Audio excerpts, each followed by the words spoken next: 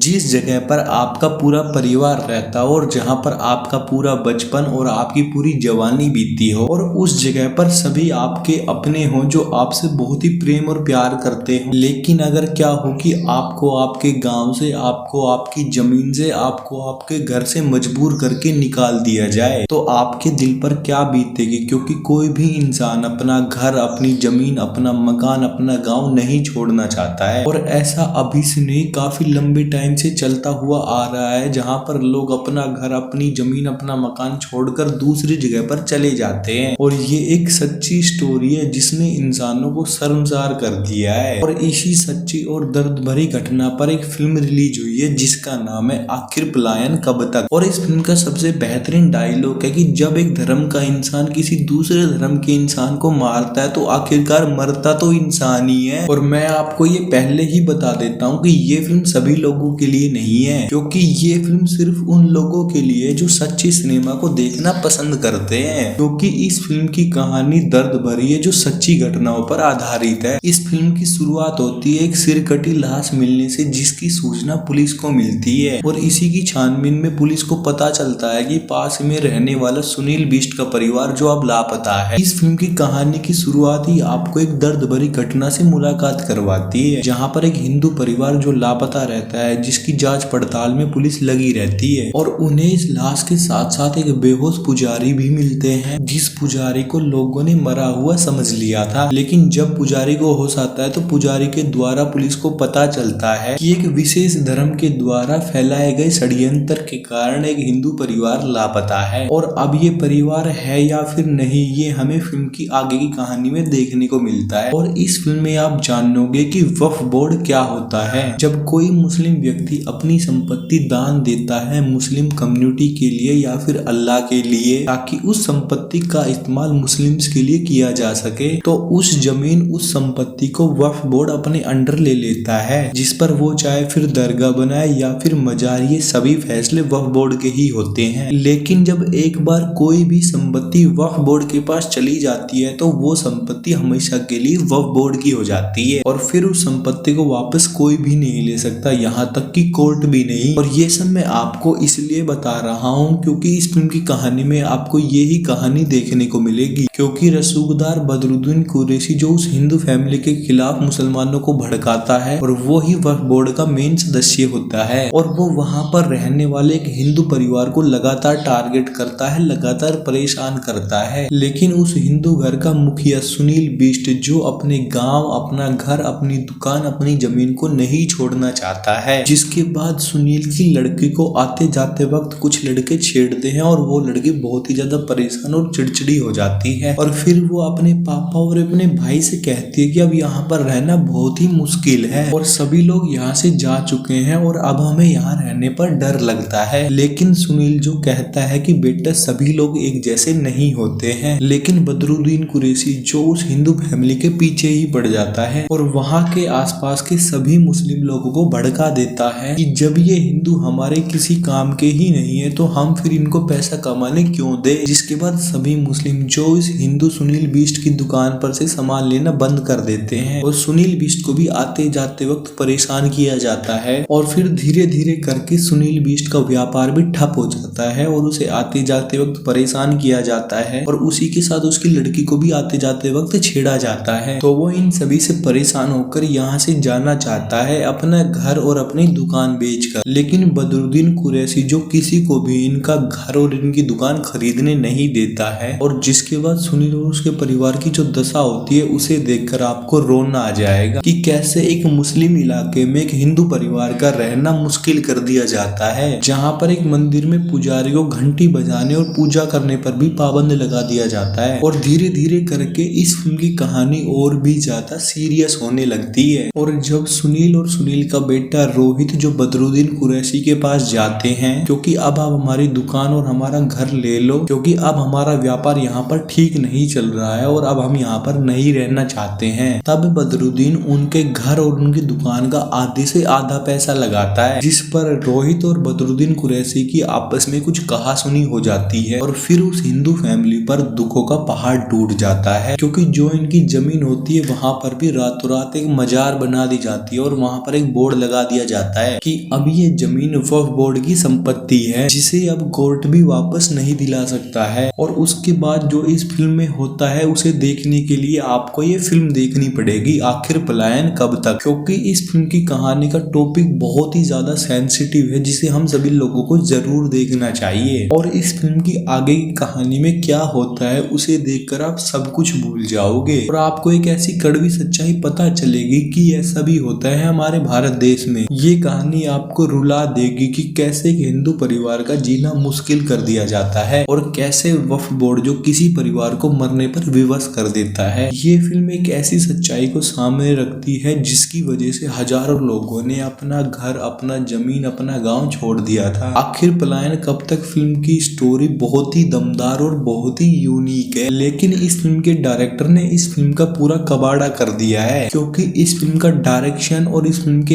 Actor जिन्होंने इस film को बिल्कुल तबाह कर दिया है, क्योंकि कोई भी एक्टर अपना काम ढंग से करता ही नहीं है। और खासकर वो पुलिस वाला किरदार जिसे भूषण पटियाल ने निभाया है। तुम्हारी इस एक्टिंग को देखकर सच में ये कह रहा हूँ कि जिंदगी में कभी भी दोबारा एक्टिंग मत करना। इस फिल्म का एक भी एक्टर अपना काम सही से बिल्कुल भी नहीं करता है और ना ही डायरेक्टर ने इस फिल्म की स्टोरी को अच्छे से प्रेजेंट किया है। इतनी दमदार स्टोरी, लेकिन इस फिल्म के डायरेक्टर मुकुल विक्रम ने इस कहानी को दबाकर खत्म कर दिया है। लेकिन सिर्फ एक ही किरदार राजेश शर्मा ने अपना काम काफी दमदार तरीके से किया है, लेकिन वो भी सिर्फ सेकंड हाफ में, जिन्होंने हमारे इस इमोशन से मुलाकात करवाई है और उसे फील करवाया है। बाकी सभी एक्टरों ने तो टाइम पास किया है बस इस फिल्म में। और इसे कहते हैं कि जब एक दमदार स्टोरी किसी घटिया डायरेक्टर के पास आती है तो उस कहानी का दम निकल जाता है, जो आखिर पलायन कब तक फिल्म के साथ भी हुआ है। और इसमें सबसे ज्यादा गलती है इस फिल्म के डायरेक्टर की, वरना ये फिल्म भी the Kerala story, Kashmir file और आर्टिकल 370 से भी ज्यादा का कलेक्शन करती है ये फिल्म, क्योंकि इस फिल्म की कहानी इतनी दमदार है जिसे हम सब दौड़कर थिएटर में देखने जाते। और मैं चाहता हूँ कि इस कहानी पर कोई बड़ा डायरेक्टर फिल्म बनाए ताकि ये दर्द भरी कहानी सभी लोगों तक पहुंच सके। और हाँ, दमदार कहानी के लिए आप आखिर पलायन कब तक फिल्म को देख सकते हो, क्योंकि सच में आज से पहले आपने इतना रियल सिनेमा कभी नहीं देखा होगा। तो आपकी इस वीडियो पर क्या राय है मुझे कमेंट में जरूर बताना। और अगर आपको ये वीडियो अच्छी लगे तो वीडियो को लाइक करना, शेयर करना, कमेंट करना। फिर मिलते हैं कल नई वीडियो में, तब तक के लिए बाय बाय। मस्त रहिए, स्वस्थ रहिए और मेरे चैनल को सब्सक्राइब जरूर कीजिए। Thank you.